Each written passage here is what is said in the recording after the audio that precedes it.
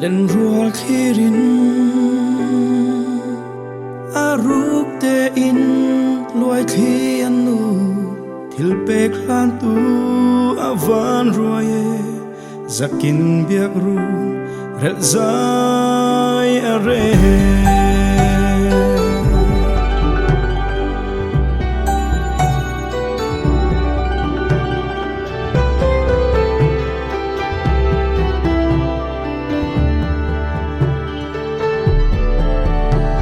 Adon kira chung kim te a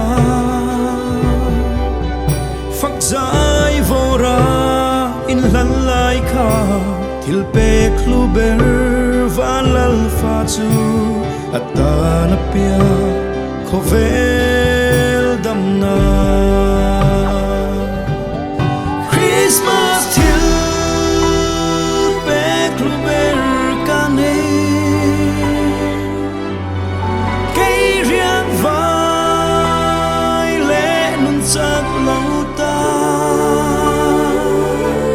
Sa tua la fa kan ni thấy na sa tua này tu kata na pia Emmanuel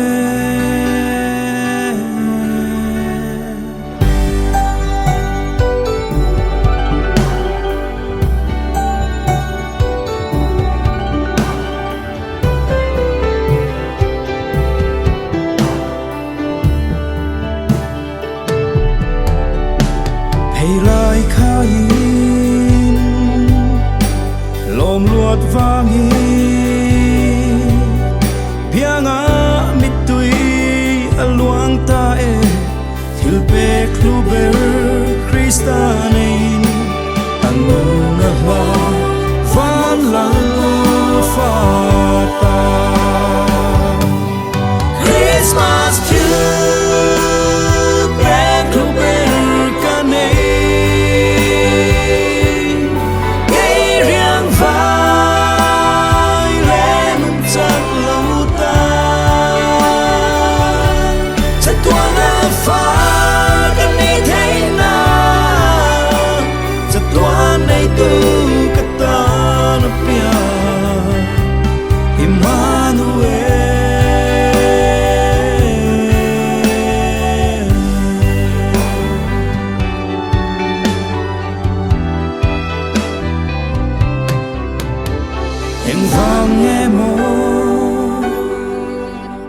Eng vang in nghe cây mi sual tan alo pian le min mangai na kat sui seng lo Emmanuel hallelujah Christmas till back lo ben kane